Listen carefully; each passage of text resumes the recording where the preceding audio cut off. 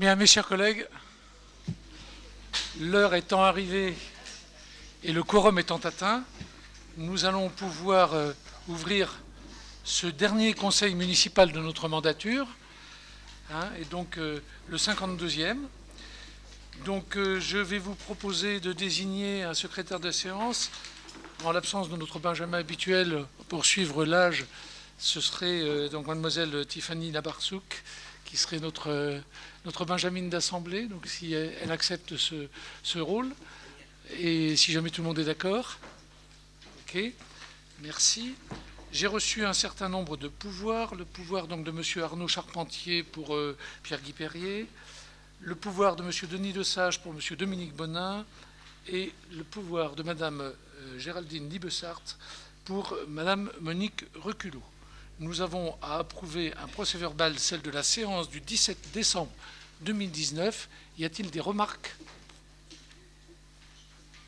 Non, je le considère comme adopté. Nous allons donc pouvoir commencer l'ordre du jour de ce conseil municipal avec la première délibération, subvention pour la restauration des façades. La parole est à Madame Simonet. Merci, Monsieur le maire. Oh, excusez-moi. Oui, je ne l'avais pas marqué. Et c'est vrai qu'avant de commencer, je voulais faire quelque chose parce que vous savez qu'il y a quelqu'un qui était luçonné, qui n'était pas maire de Luçon, mais qui est décédé. C'est Monsieur Joseph Martin. Il était membre de la communauté de communes. Son père a été premier adjoint ici, donc c'était le docteur Martin.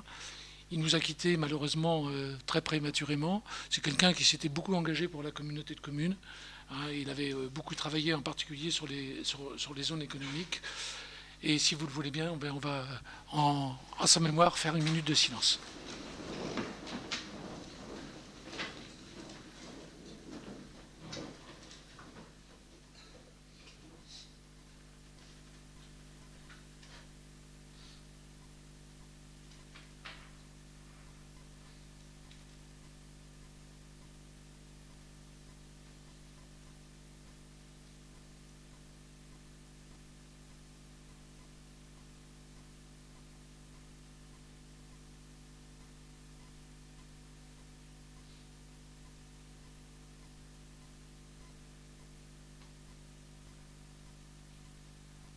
Je vous remercie.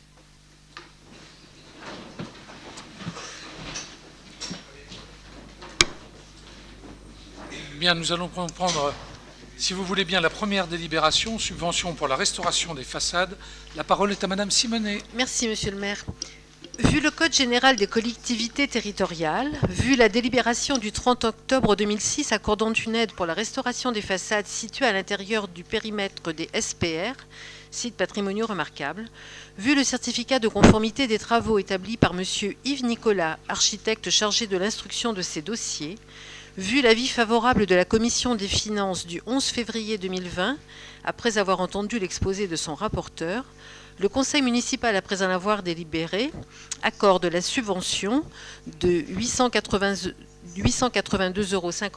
€ à la SCI Mamimart, dit que les crédits sont inscrits sur le compte 20 422 du budget principal et autorise Monsieur le maire ou moi-même à signer tout document à venir se rapportant à cette affaire.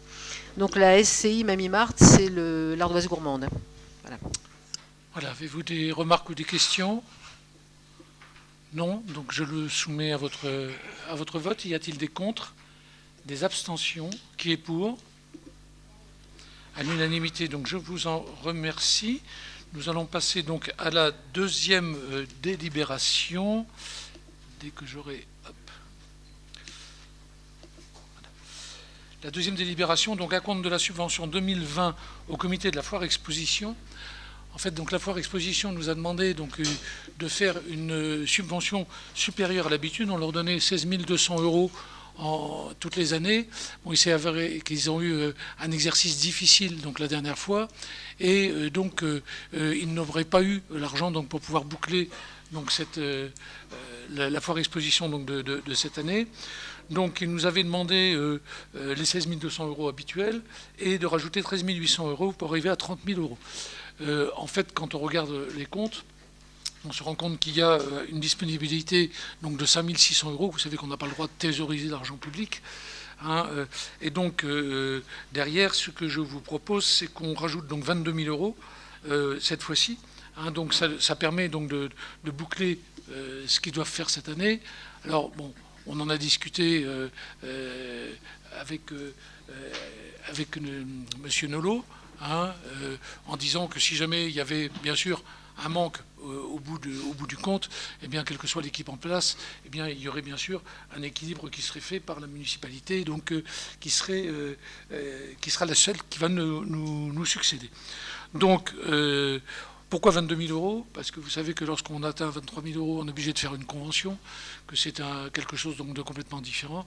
Et là, ça permet non seulement d'équilibrer les comptes, mais de ne pas faire cette convention, et donc de laisser tout ouvert pour la suite.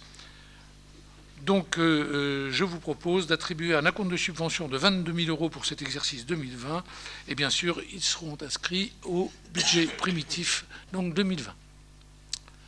Des remarques, des questions, Monsieur Nolot? Oui, comme vous l'avez dit, il était important, vu le temps qui reste jusqu'au 15 août, et par rapport au fait que Roland Buton repartait avec son équipe pour remonter donc, cette foire, il était important aussi que la ville puisse les accompagner, pour pouvoir baisser le coût aussi des commerçants, d'installation des commerçants. Donc c'était important, et je ne vois pas aujourd'hui si la ville n'avait pas soutenu à ce moment-ci ce qu'on aurait pu faire pour le mois d'août. Et je pense que pour la passation de témoins après cette date-là, après le mois d'août, c'est important qu'on puisse finir au moins sur une année pleine. Voilà, nous sommes parfaitement d'accord. Donc je pense que si jamais il n'y a pas d'autres interventions, et que je demande de... Pardon, monsieur Venin. Simplement rajouter que par rapport à ce qui avait été annoncé, on avait prévu 3 jours cette année de foire exposition. En fait, ce sera 4. Ça sera bien du 13 au 16 inclus. Donc il y aura un jour supplémentaire. C'est ce qu'ils ont souhaité au niveau de la foire. Voilà. Donc du 13 au 16. Très bien. D'autres interventions? Non? Donc bon, comme tout le monde a l'air d'accord, je vais demander tout de suite qui est pour. À l'unanimité. Donc je vous en remercie. Nous passons à la 3e délibération. Acquisition d'un bien immobilier, parcelle AO 241 6 2 avenue Émile Bossir à Luçon. Donc vous connaissez le sujet. Il s'agit donc du collège Bossir, dans lequel on pourrait faire une installation non seulement des écoles primaires et élémentaires donc du centre, mais aussi donc un projet associatif, ce qui répondrait parfaitement à ce qui avait été mis en place par le comité consultatif à travers donc le cahier des charges qui en avait été tiré, qui permettrait de garder donc ces activités donc dans le centre-ville, et même d'en ramener d'autres, et de permettre d'améliorer le service qui est donné aux associations. Voilà, donc la manière dont ça s'est passé, c'est parce que tout simplement le président du département m'avait appelé un jour en disant qu'il voulait faire donc un nouveau collège sur la ville de Luçon, qui regrouperait à la fois le collège Bossir et le collège du Sourdi. On en parlera sur la délibération donc, suivante, et que donc ce bien immobilier était libre, sera libre plus exactement quand le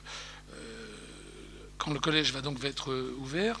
Et donc on a demandé à avoir une estimation des domaines, ce qui est obligatoire, et on est pour une contenance de 3 363 mètres carrés à un montant des domaines qui est de 770 824 €.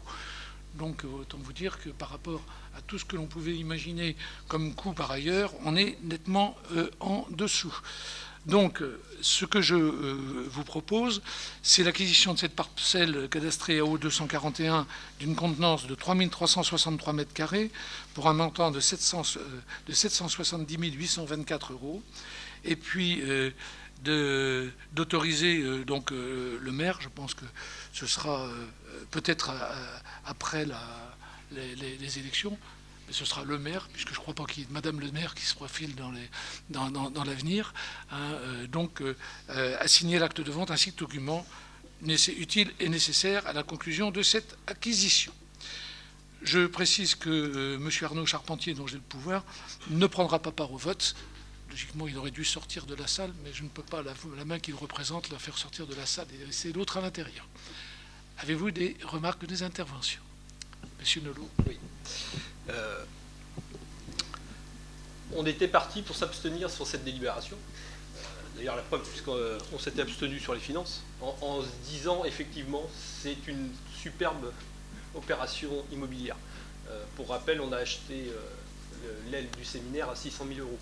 Donc, je ne sais pas qui était gagnant à cette époque-là, si c'était les établières ou nous. Je pense que les établières est reparti quand même avec de l'argent plus que nous. Ils avaient fait beaucoup de frais dedans. Oui, mais enfin là... Ils l'avaient complètement rénové, ce qui était déchirant. Le Bossir a été refait à neuf en 2008. Au-delà de ça, effectivement, il y a des possibilités. Et nous, on aura des projets aussi dans ce bâtiment-là.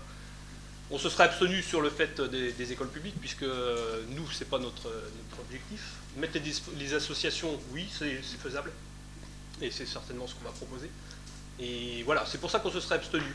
Par rapport au prix, il y avait une question, puisqu'on était à plus d'1 million d'euros à l'époque. Vous m'avez dit que vous aviez refait une demande au niveau des domaines. Et là, je vois qu'en fait, la demande des domaines, c'est 2018, c'est pas récemment.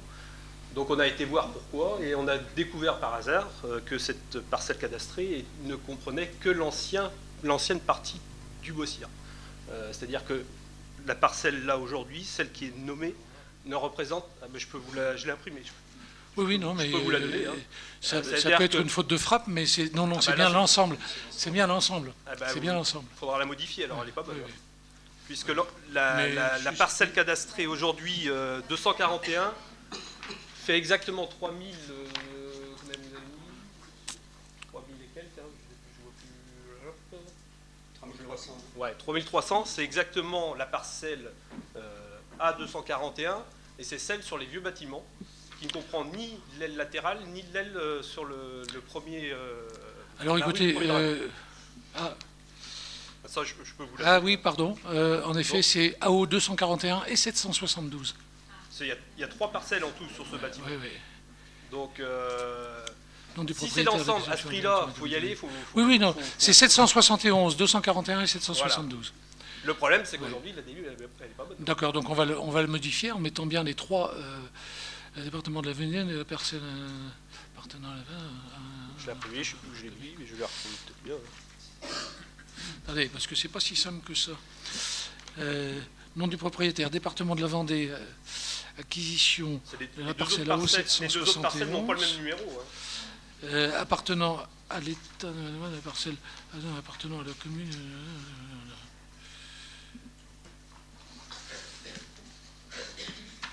Je vérifie. Hein. Je vérifie. Enfin, la prise de cette mail sur les 241, 771. Oui, il y a les 3, en effet, il y a les 3 parcelles. J'ai pas fait exprès, hein, j'avais plus d'encre. Donc c'est que la parcelle violette. Oui, la parcelle violette fait 3300. Alors attendez, parce que... Les deux parcelles du fond, elles sont pas dedans, là. Alors, il y a des histoires de mise à disposition et de propriétaire. Parce que je vois ça sur le... Oui, il n'y en a qu'une. Hein. Oui. Et celle que vous nommez, elle fait bien 3363, sans les deux à l'arrière. Oui, sauf que, regardez bien, les deux autres sont bien précisés par le, là, dans la division, par le domaine. Là même dans le titre, hein, vous n'avez que la parcelle AO 241. Oui, alors ça on peut le vérifier, on peut le... Voilà, donc nous dans ce cas-là, on va voter contre. Voilà. Oui, il n'y a pas d'ambiguïté avec le département. Ceci dit, l'avis des domaines est bien sur les 3. Bon. Oui. Voilà. Vous avez le bouton, hein. D'accord. Non mais voilà, pourquoi d'un seul coup on passe d'1 million à 770 000 Alors 1 100 000, c'était... c'est qu'il y a des dépréciations hein, dans le temps. Qui sont faites. Et puis c'est les avis des domaines, hein, quand on les redemande, voilà, donc on est là-dessus. Mais avec le département, il n'y a aucune ambiguïté. Sauf que la DIVIB, elle n'est pas bonne. Ok. Aujourd'hui, elle n'est pas bonne. Oui, on va rajouter des parcelles. Si vous en convenez, on rajoute les parcelles. Voilà. Du coup, on rajoute les parcelles. Si jamais le département n'était pas d'accord, il n'y aurait pas de coordination entre les Pareil, deux. Et ça tomberait à l'eau. Donc, dans la première délib qu'on a reçue en commission finance, on avait l'avis favorable du département le 21 février. Donc je veux bien, mais la commission était au 14. Soit vous avez les réponses avant, ou soit c'était pas le 21 février. c'était la commission permanente qui était le 21 février. Oui, Ouais. enfin, l'avis était favorable déjà, le 14. Bon, on se doute bien que ça apporte du choix. Oui, alors, Mais bon. il y a quand même quelque chose. C'est que je vous rappelle que ce qui est voté, c'est ici. Après, ce sont des projets.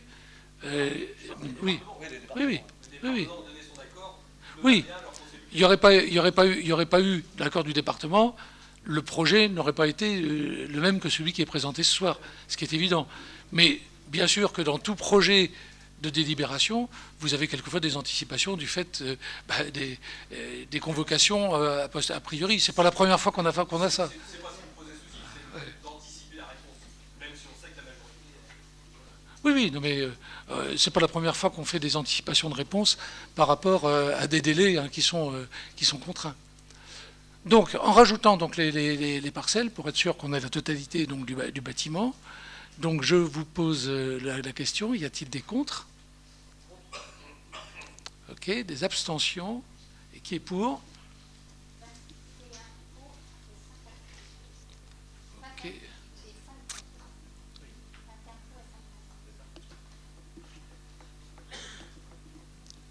Il y a un pour et 5 contre. Ok. Merci. Nous avons ensuite la numéro 4.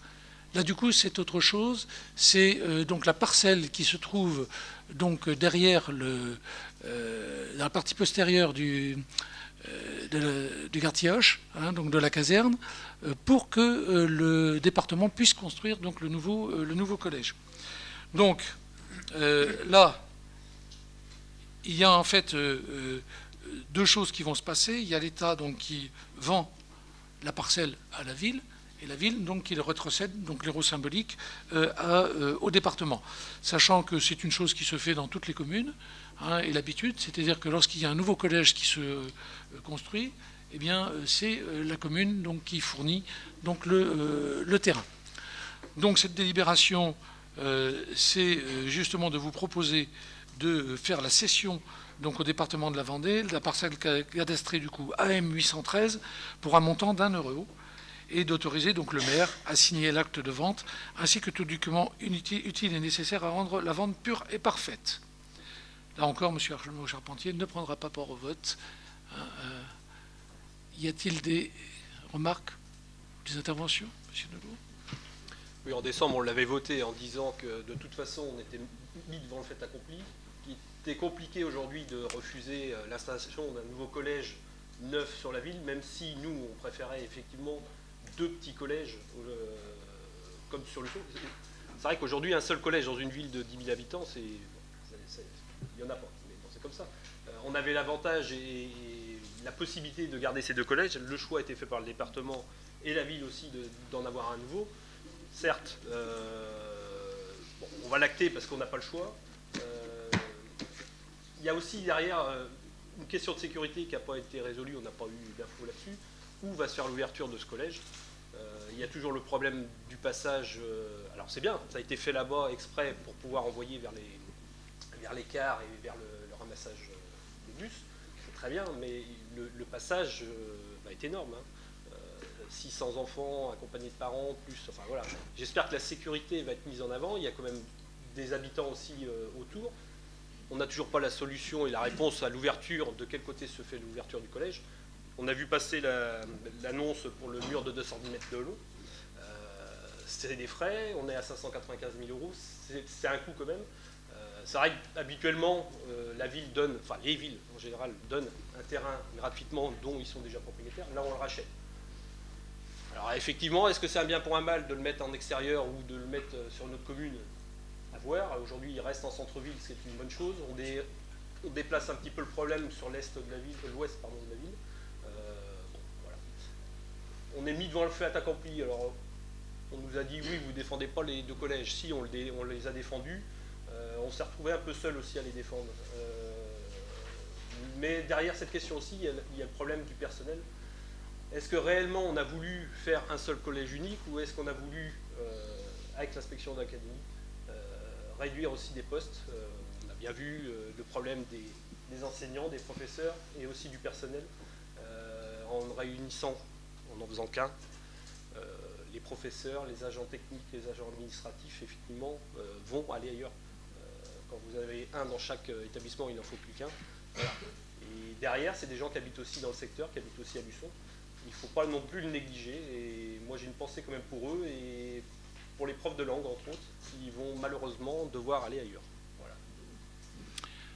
Donc, je vais être obligé de répondre pour le département. Hein, du moins ce qui m'a été dit. Bon, la décision, elle a été faite sur deux faits principaux. Le premier, c'est que quand on fait des projections démographiques, on se retrouve donc avec la possibilité d'être à un collège. Le deuxième, bien sûr, il y a une question de coût, mais vous en avez parlé.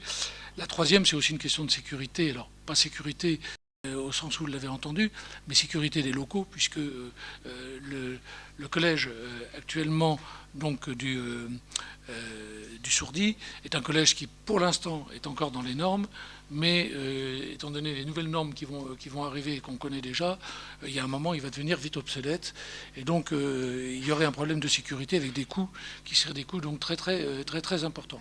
Donc tout ça fait qu'il y a eu une décision donc de la part du département donc de le réduire à un établissement qui est un très gros établissement. Ça a été fait aussi donc avec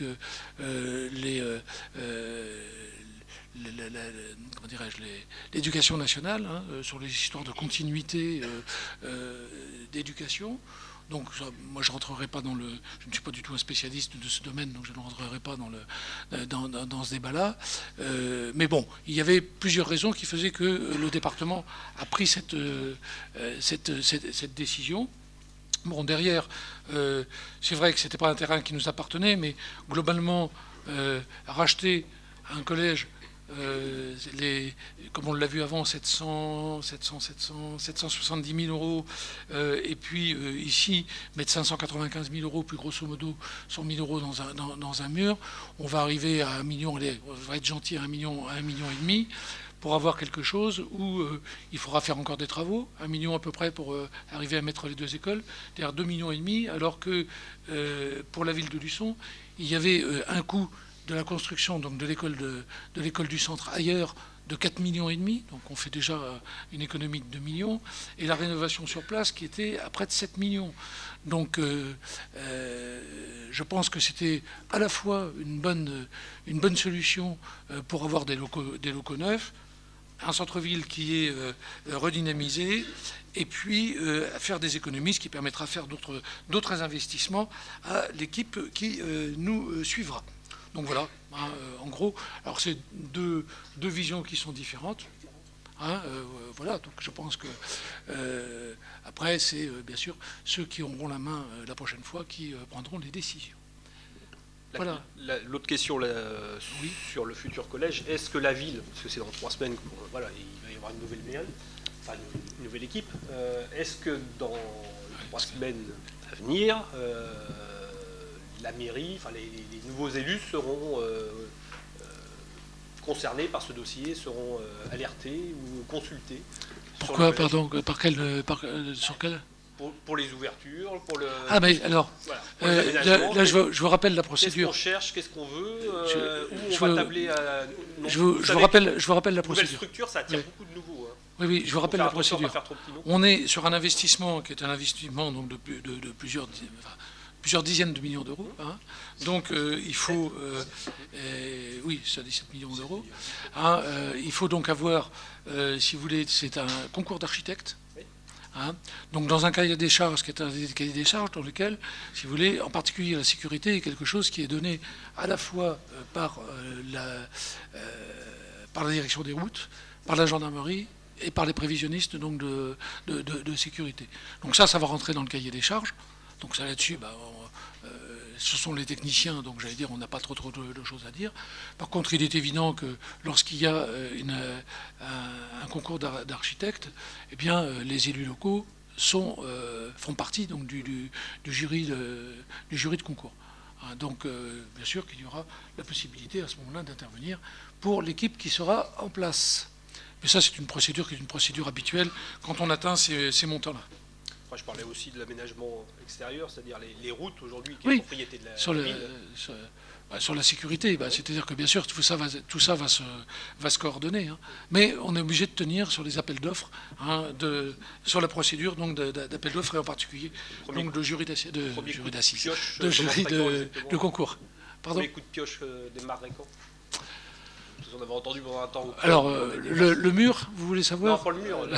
Le mur, le premier parpaing du collège. 1 an et demi, on va dire. 1 an et demi. Ouais, grosso modo.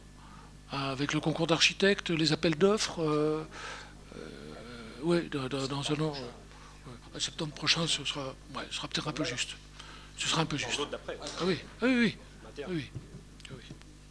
Pour ça, je dis 1 an et demi, peut-être un petit peu plus, mais on est à peu près dans les eaux. D'autres remarques ou questions? Non? Donc, y a-t-il des contre? Des abstentions? Qui est pour? À l'unanimité, M. Charpentier, ne prenons pas part au vote. Nous avons ensuite la 5e délibération, exonération temporaire des droits de place aux halles pour raison médicale. C'est Mme Grégoire qui est concernée et ça va être traité par M. Bonin. Merci, Monsieur le maire. Oui, donc une délibération en fait, qui concerne les halles. En fait, nous avons Mme Grégoire Valérie qui, suite à une opération chirurgicale, alors c'est une personne qui tient un banc donc, aux halles, un banc donc, de détail alimentaire, hein, elle fait des plats cuisinés en général, et qui malheureusement a dû interrompre son activité pendant un certain temps. Donc en fait, elle nous demande une exonération sur une partie donc, du loyer qu'elle doit sur l'année aux halles. Donc c'est la délibération qui vous est proposée. Donc après l'avis favorable de la Commission des finances du 11 février 2020, ayant entendu l'exposé du rapporteur, le conseil municipal, après en avoir délibéré, vous demande d'approuver l'exonération de la redevance d'occupation au marché couvert pour le premier trimestre 2020 pour un montant de 316,25 €. Remarques, questions? Des contre? Des abstentions? Qui est pour? À l'unanimité, donc je vous en remercie.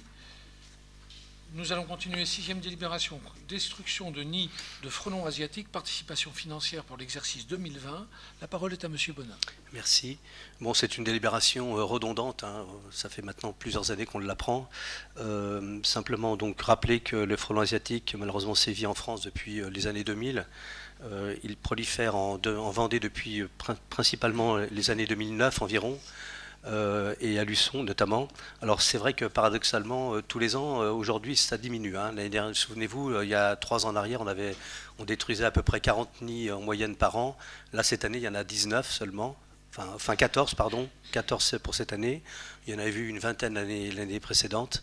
Donc on renouvelle donc l'opération que l'on fait traditionnellement, c'est-à-dire qu'on apporte une aide, une contribution, disons, au fait de pouvoir détruire les nids de frelons asiatiques auprès des habitants. Donc la campagne va débuter au mois de mai, elle s'étendra jusqu'au mois de novembre, comme traditionnellement. Alors la commune se propose de centraliser les demandes des habitants qui détectent les nids auprès de la police municipale, de demander l'intervention d'un spécialiste pour la destruction, c'est-à-dire que nous avons un opérateur qui intervient, de régler le montant de la facture, donc c'est la collectivité qui règle le montant de la facture, et ensuite on facture à l'administré l'intervention pour un forfait de 60 €, sachant qu'en fonction bien sûr de la hauteur du nid ou du site où il se trouve, les coûts sont différents. Ça peut aller d'à peu près ça peut aller de 90 € jusqu'à 250 voire 300 € l'intervention donc de l'opérateur. Mais on demande simplement un forfait de 60 € par habitant. Voilà, donc vu l'avis favorable de la Commission des finances du 11 février, après en avoir délibéré, donc on vous demande d'approuver la participation financière de la commune à la destruction des nids de frelons asiatiques au-delà de 60 € pour l'exercice 2020 et de valider la procédure ci-dessus définie et indiquer de mandater la facture en totalité puis d'émettre un titre de recette à l'égard de l'administré pour un montant de 60 €.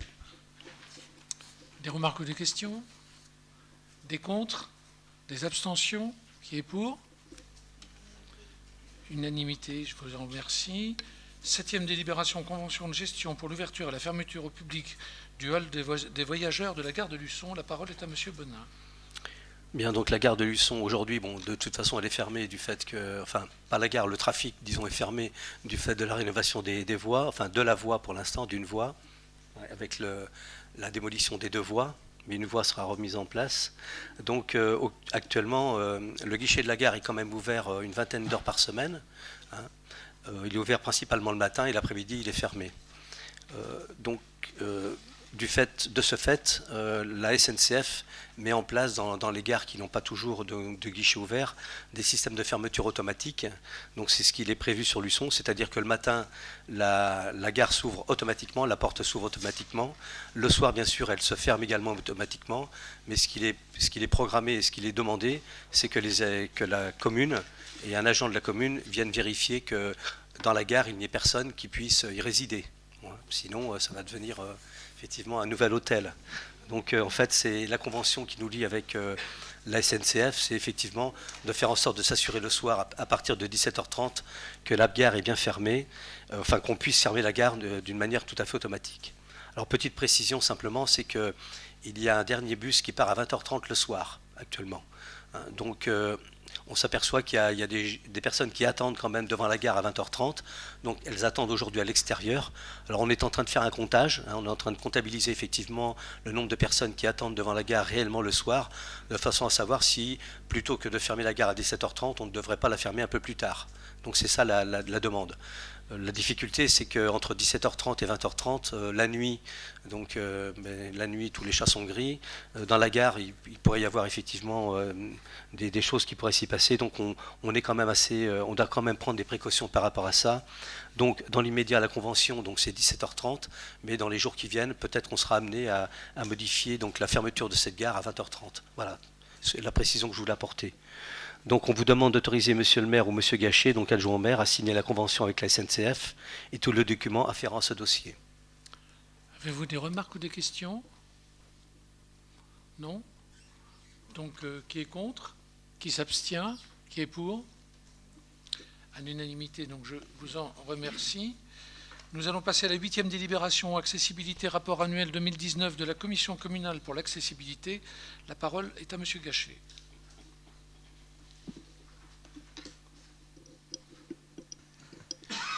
Merci, monsieur le maire. Ce rapport fait l'objet d'une présentation au conseil municipal annuellement suite à la réunion de la commission communale pour l'accessibilité qui a eu lieu le 11 décembre 2019. Donc, le rapport, vous l'avez entre les mains, vous l'avez au tableau. On peut y trouver dedans toutes les données générales de la commune que je ne vais pas rappeler ici. On a la PAV, le plan d'accessibilité sur la voirie des espaces publics. Il a été réalisé par le cabinet Aegis Mobilité. Le coût total de la mise en accessibilité est estimé à 5 millions d'euros. Vu la somme en jeu et le rythme annuel budgétaire admissible, il a été décidé d'englober la mise en accessibilité dans les différentes opérations nouvelles à venir. C'est-à-dire que lorsqu'il y a des opérations qui se font sur une rue, on en profite pour faire les besoins qu'il y a pour mettre en conformité avec la PAV. Ceci n'a pas empêché de réaliser quelques interventions ponctuelles sur les passages piétons, les plaques prototactiles, etc. etc. Pour la PAV, il y a eu un certain nombre de voies de rues qui ont été faites. Il y en a une vingtaine de rues qui ont été réalisées. Pour hors PAVE, il y a une quinzaine de rues qui ont été réalisées aussi. Je ne vais pas vous les énumérer, je pense que vous les avez quelque part. Hein. Et puis dans le secteur réalisé en 2019, on a eu entre autres hors PAV le boulevard de Philippon. Pour 2020, on aura le boulevard de l'Océan. Hors pavé, on aura la rue du Commerce, la rue du Pont-Gentil. Et donc voilà, tous les travaux qui sont réalisés sont notés dans ce rapport. Alors, est-ce qu'on le détaille davantage ou chacun pourra le... Est-ce que vous voulez plus de détails parce que vous avez eu les annexes? Non, c'est bon. Ce qu'on peut signaler, c'est que le monte personne, c'est ça, le monte charge ou Non, C'est moins pas de d'ascenseur. personnes quand même. Non, c'est vrai, c'est vrai. Ça sert aussi au monte charge. J'en prends tous les jours des monte charge. Non, c'est bien, c'est fait, c'est une bonne chose. Je ne sais pas s'il a été testé, si j'espère. Pardon, C'est oui, bien. oui, oui, oui. Il a déjà servi deux fois. Ça marche, oui. Oui, oui, il a servi. Donc ça, c'est déjà une bonne chose. Donc c'est une chose de faite. Il y a quelques reports qui ont été faits, dont le jardin du Maine. Je suppose l'entrée et sortie sur du terrain. Oui, c'est un peu de report, mais enfin, c'est pas supprimé, c'est simplement Oui, reporté. Hein, donc, un petit peu de Oui, patience et puis ça va arriver. il y a une petite discussion avec les architectes des bâtiments de France là-dessus. Sur le devant. Oui, oui. En fait, si vous voulez, parce que comme les graviers sont roses, il faudrait qu'ils soient blancs. Le problème, c'est que, tout simplement pour être en continuité avec ce qui existe ici, ça se défend, si ce n'est qu'il faut changer tous les graviers. Voilà, donc sinon on va se retrouver avec des chemins blancs au milieu de graviers roses. La Donc, largeur, c'est quoi C'est la même qu'il y a entre les ifs là. Oui, c'est 1,40 m, oui. Oui. Donc voilà, la discussion était en cours. Après, ce sera fait. En effet, ça a pris un peu plus de temps qu'on ne l'avait prévu. Ceci dit, dans le plan de la DAP, bien entendu, la somme qui n'a pas été consommée cette année est reportée intégralement l'année prochaine. Oui, cette année, il a été consommé 119 543 €, dont le monte personne 135 000. C'est ce qu'on avait prévu de réaliser à peu près tous les ans pendant une douzaine d'années. Il y aura peut-être une signalétique à poser. Parce que je pense pas qu'il y ait quelque chose de mis encore là. Non, pas encore. Pas encore. C'est prévu, hein non? Ah, c'est en cours. Voilà. Et pour 2020, il y a 110 943 de prévus. D'autres remarques non? Donc là, il n'y a pas de vote. Il n'y a pas de vote. Il faut seulement qu'on prenne acte de la présentation du rapport annuel 2019 de la Commission communale d'accessibilité. Vous êtes d'accord pour qu'on prenne acte? D'accord, bon, je vous en remercie. Donc du coup, nous allons passer à la 9e délibération. Cession à la communauté de communes Sud-Vendée Littorale de la parcelle cadastrée D359 suite à l'exercice du droit de préemption par la commune de Luçon sur cette dernière. Là, il n'y a bien qu'une parcelle. Ouais. Donc, Mais ça viendra après. bon, là je vous fais grâce du début de la délibération. Hein. On peut dire que, vu la décision du maire autorisant la préemption de la parcelle cadastrée section D359 d'une contenance de 2937 m², 628 avenue du Maréchal Juin pour un montant de 131 000 €, ainsi que les frais notariés en vigueur. Attendu que la décision subventionnée est motivée par la nécessité de rendre cohérente l'emprise des secteurs dédiés aux activités économiques et que par conséquent la parcelle DN 359 sera en totalité cédée à la communauté de communes Sud-Vendée Littorale dans l'objectif de finaliser l'aménagement cohérent de la zone d'activité économique de ce secteur. La commission d'urbanisme et la commission des finances ont donné leur accord. Ayant entendu l'exposé de son rapporteur, le conseil municipal, après avoir délibéré, approuve la cession à la communauté de communes Sud-Vendée Littorale de la parcelle D359 de montant de 131 000 € et autorise M. le maire ou son représentant à signer l'acte de vente ainsi que tout document utile nécessaire pour rendre la vente pure et parfaite.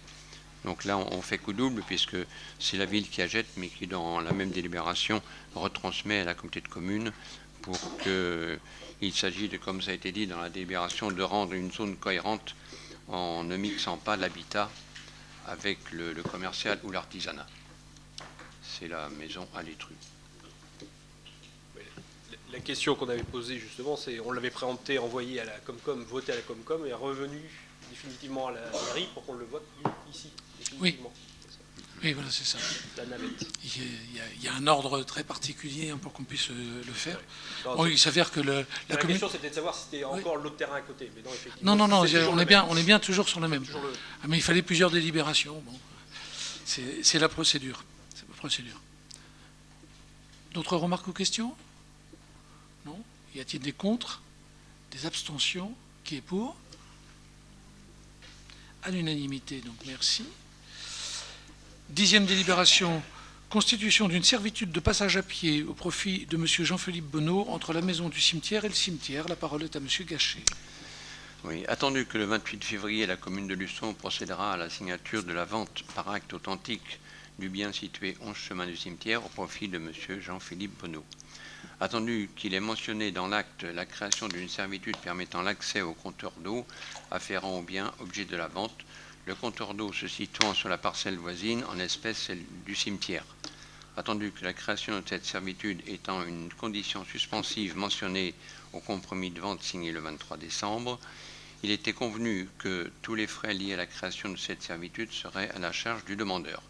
Ayant entendu l'exposé de son rapporteur, le conseil municipal, après en avoir délibéré, consent une servitude au service de M. Bonneau et autorise M. le maire à signer la convention constitutive ainsi que toutes les pièces afférentes à ce dossier. Là, il s'agit de faire un droit de passage à pied, pour que M. Bonneau puisse accéder à son compteur d'eau. Ouais, parce que s'il a une fuite, ce serait bien qu'il puisse aller couper l'eau. C'est tout très simple. Pardon ? Ah oui, qu'il puisse accéder au portillon, puis aller... Oui, puis un petit droit de passage. Non. Mais à pied, il n'y a pas de voiture, il n'y a pas de choses comme ça. Le droit de brouette, on appelait ça autrefois. Oui. Avez-vous d'autres questions ou remarques ? Non, pas de blague morbide, s'il vous plaît. Y a-t-il des contre ? Des abstentions ? Donc qui est pour ? À l'unanimité, donc merci. 11e délibération, fusion entre l'élémentaire et la maternelle Jean Moulin pour une école primaire. La parole est à Madame Reculot. Merci, Monsieur le maire. Vu l'article L 2121-30 du Code général des collectivités territoriales, qui dispose que le conseil municipal décide de la création et de l'implantation des écoles d'enseignement public, après avis du représentant de l'État dans le département. Considérant que lors du conseil extraordinaire du 16 janvier 2020, rassemblant les différents membres des deux conseils d'école, il a été mis en avant une baisse constante des effectifs de l'élémentaire qui devrait conduire à une fermeture de classe pour la rentrée 2020, à la suppression de la journée de décharge de direction si l'élémentaire devait ouvrir avec 3 classes à cette même rentrée, le fait que les effectifs de la maternelle sont, eux, sur une dynamique croissante, et le fait que la personne assumant les missions de direction de la maternelle ait été nommée à titre provisoire, considérant que la commune, en partenariat avec les services de la direction des services départementaux de l'éducation nationale, souhaite procéder à la fusion de l'école élémentaire et l'école maternelle Jean Moulin en une école primaire, en une seule école, l'école primaire. Et considérant les effectifs actuels, qui sont de 55 élèves pour la maternelle, 78 pour le groupe élémentaire, dont 6 enfants du voyage, et considérant les effectifs prévisionnels de la rentrée 2020 pour 65 élèves sur l'école maternelle, 63 sur l'école élémentaire, vu l'avis des conseils d'école élémentaire et de l'école maternelle en date du 11 février 2020, de l'avis favorable de la commission des affaires scolaires du 12 février, et ayant entendu l'exposé de son rapporteur, le conseil municipal, après en avoir délibéré, décide de la fusion des écoles élémentaires et maternelles en un seul groupe primaire Jean Moulin. Des remarques ou des questions ? Monsieur Nolot ? Que dire ? Pour sauver une classe, s'il n'y a pas le choix, on va le faire. Voilà, on arrive à 128 l'année prochaine enfants sur cette nouvelle école. Il y a un petit passement au cœur, au moins de mon côté, pour avoir fait l'ouverture et l'inauguration en tant qu'enfant dans cette école. Elle était juste inaugurée, elle était déjà trop petite. C'est une autre époque. Hein. Malheureusement, on en arrive aujourd'hui à ce cas-là. Voilà, que dire de plus ? Qu'on est dans un secteur quand même démographiquement bien touché au niveau de la jeunesse. On le voit aussi avec le collège. Il ne faut pas être fataliste, hein, mais bon, on le voit sur le reste de la France, c'est compliqué aussi. Donc, bon, qu'est-ce qu'on va faire ? On va finir par fusionner en une seule commune, en une seule école. J'espère que non, mais bon. Non, c'est pas... J'espère. Je pense pas. J'espère, mais au rythme où on descend, ça commence à faire peur. Je vous rappelle qu'il y avait quand même 4 écoles à l'éducation publique. Il y en avait même 3, je crois, au privé. Il y avait les mouettes. Bon. On est quand même dans un secteur de la ville qui peine, hein, qui vieillit. Pour travailler dans ce secteur-là, je le vois tous les jours. C'est compliqué.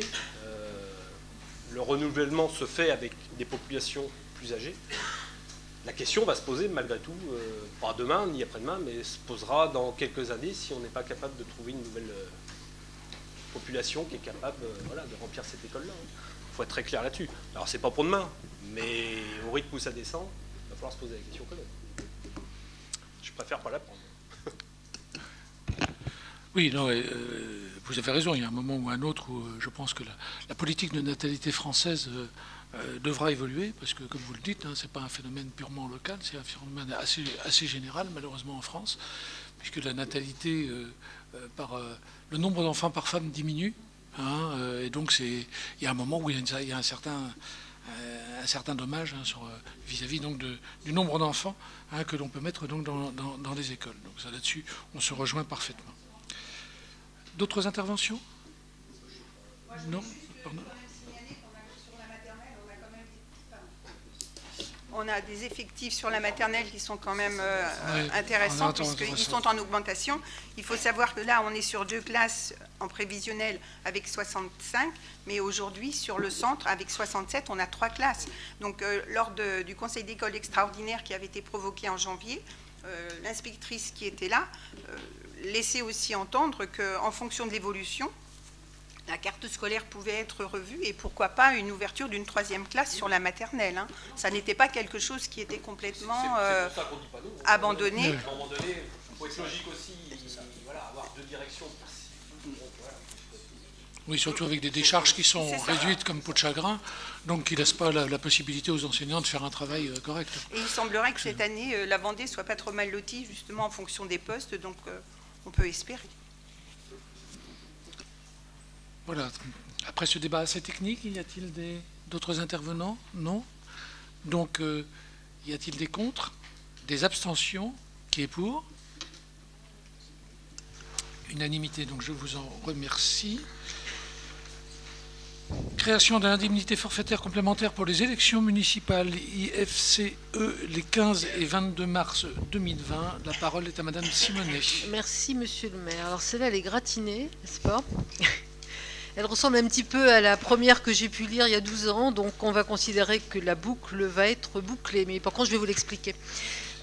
Depuis la création, enfin depuis le changement sur le régime indemnitaire des agents et la création du RIFSEP, les heures supplémentaires ne peuvent plus être payées puisque tout est regroupé dans le RIFSEP.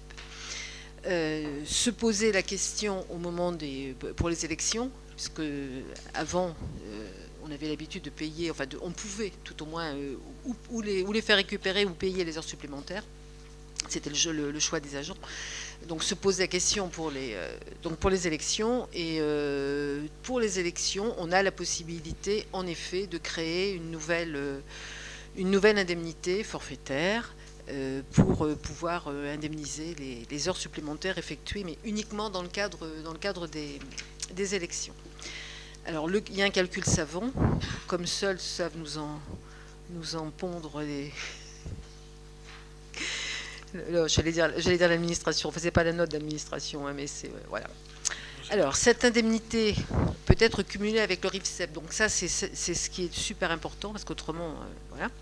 Vu l'avis favorable de la Commission des finances du 11 février 2020, ayant entendu l'exposé de son rapporteur, le Conseil municipal, après en avoir délibéré, institue l'indemnité forfaitaire complémentaire pour les élections municipales des 15 et 22 mars 2020 selon les modalités sus-définies. Donc vous avez le calcul savant au-dessus. Autorise monsieur le maire ou moi-même à procéder aux attributions individuelles en fonction du travail effectué à l'occasion de ces journées d'élection et à signer les arrêtés correspondants. Et dit que les crédits nécessaires seront affectés au chapitre 012. Avez-vous des remarques ou des questions? Non? Non. Non, c'est-à-dire multiplier par 8 divisé par 4, à mon avis, ça fait multiplier par 2. Enfin, je le reçois. Bon. Très bien. Bon, oui, tout à fait. Je pense que personne ne veut avoir de grève sauvage au moment des élections municipales. Donc, je pose la question, y a-t-il des gens qui sont contre, qui s'abstiennent, qui est pour? À l'unanimité, je vous en remercie. Et nous arrivons donc à la 13e et dernière délibération de notre mandature. Et il s'agit donc de la convention de partenariat entre la communauté de communes Sud-Vendée Littoral et la ville de Luçon, programme littérature jeunesse, semaine du livre jeunesse et résidence d'auteurs. En fait, vous savez qu'il y a ce salon donc, du livre jeunesse qui, chaque année, tous les 2 ans, hein, et chaque année, il y a une résidence d'auteur, et l'année d'après, donc il y a le salon. Donc ceci est fait en partenariat entre la ville de Luçon et puis la communauté de communes, tout simplement parce que historiquement, autrefois, c'était la ville de Luçon qui le faisait, que la ville de Luçon du coup, en tire une image qui est beaucoup plus forte sur que le restant de la communauté de communes. Et donc, on a pris l'habitude de diviser en deux. La communauté de communes paye la moitié et la ville de Luçon donc paye l'autre moitié. Mais pour ça, il faut avoir une convention. Donc cette convention, eh bien, c'est ce qui vous est proposé aujourd'hui. Elle sera sur 4 ans et elle pourra être prorogée par cycle de 2 ans par voie d'avenant.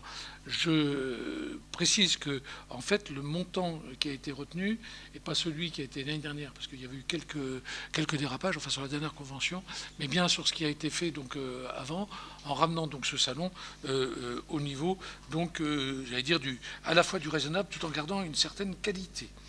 Voilà, donc il vous est autorisé donc d'approuver la convention de partenariat entre la communauté de communes Sud-Vendée Littoral et la ville de Luçon, établie du 1er janvier 2020 au 31 décembre 2023, d'autoriser le maire ou son représentant à signer la dite convention et tous les autres documents y afférents, et les dépenses seront bien sûr inscrites au budget en cours. Avez-vous des remarques ou des questions? Non. Donc je vous soumets à votre vote. Y a-t-il des contre? Des abstentions? Qui est pour? À l'unanimité. Mes chers collègues, voilà, nous arrivons donc à la fin de ce conseil municipal. Avant de le clore, je voudrais dire quand même un mot, puisque ça va être moi mon dernier conseil municipal, bien que j'ouvrirai le prochain, puisque je reste maire jusqu'au moment où le nouveau maire sera élu, c'est-à-dire au moment où l'Assemblée lui aura donné donc, son assentiment donc, pour devenir maire. Hein, donc je serai présent le temps de l'ouverture. Je passerai ensuite la parole et la direction donc, de la présidence au doyen de l'Assemblée et je me retirerai. Je voudrais tout simplement commencer par vous remercier les uns et les autres.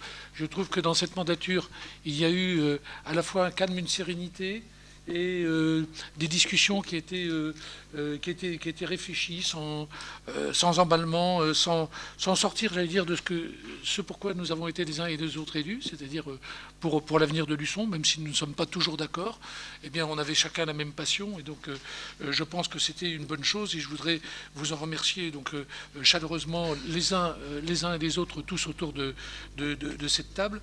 Je voudrais avoir une pensée ce soir, bien sûr, pour les services, qui pendant des années, et particulièrement pendant cette mandature, donc, ont travaillé avec une éthique qui est une éthique tout à fait remarquable. C'est-à-dire que je rappelle que, bien sûr, les territoriaux sont là pour répondre à la demande des élus et non pas pour donner un avis ou orienter donc les débats. Et ça a été fait tout à fait d'une manière remarquable ici à Luçon. Et je voudrais donc les en remercier. Et puis, une petite trêve ce soir dans la période électorale, quoique je me rends compte que cette période électorale n'est pas du tout à l'image de certaines, avec certaines violences et détournements, j'allais dire, de ce qui doit être dans un débat électoral.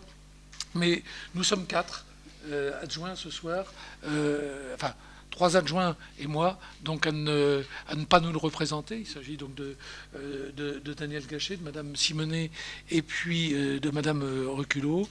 Et donc, ça nous ferait plaisir si vous tous, y compris bien sûr les gens qui sont dans l'assistance et le public qui est là, eh bien si vous acceptiez de partager un petit moment de convivialité que nous vous offrons tous les 4. Voilà, bien écoutez, du coup, je clôt cette assemblée et du même coup, donc, les assemblées de ce mandat. Merci à tous.